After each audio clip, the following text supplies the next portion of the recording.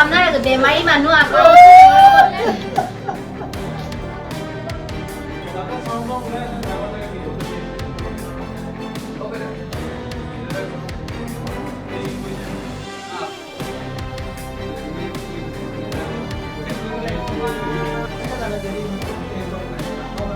আকৌ অকল ইয়াতে চুৰ কৰিছে ন?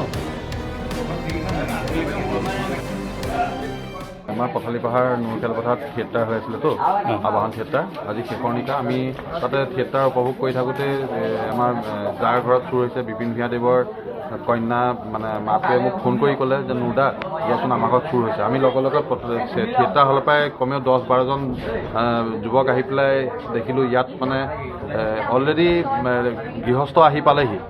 এই গৃহস্থ নিজৰ সম্পৰ্কীয় বিয়া আজি খুবাৰী আছিলে, খুবাৰীত গৈছিলে।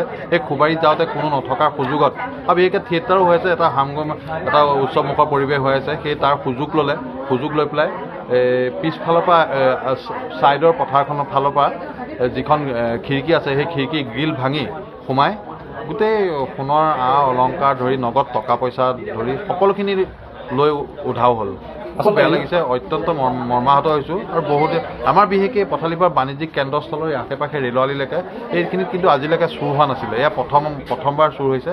গতিকে আমি প্ৰশাসনক অনুৰোধ জনাইছোঁ যাতে এই ক্ষেত্ৰত এটা মানে তদন্ত কৰক আৰু সঠিক তদন্ত ক্ষিপ্ৰগতিৰে কৰি দোষীক যাতে উলিয়াব পাৰে তাৰ কাৰণে আমি প্ৰশাসনক অনুৰোধ জনাইছোঁ।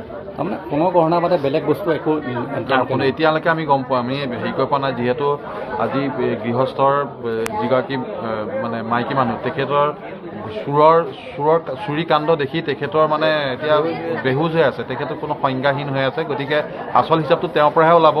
আৰু দেউতাক আহিছে, দেউতাকে চাইছে, কিন্তু দেউতাকৰ ওচৰতো ইমানখিনি তথ্য নাই ক'ত কেনেকৈ কি আছে। কিন্তু সোণৰ অলংকাৰ, জীয়েকৰো সোণৰ অলংকাৰ আছিলে আৰু বোৱাৰীগৰাকীও সোণৰ অলংকাৰ আছিলে।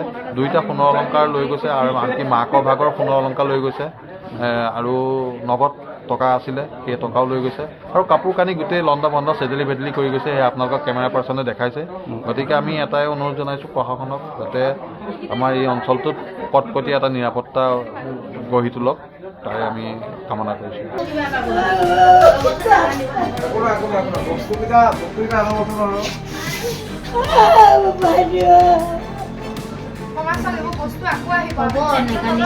আপনাৰ বেমাৰি মানুষ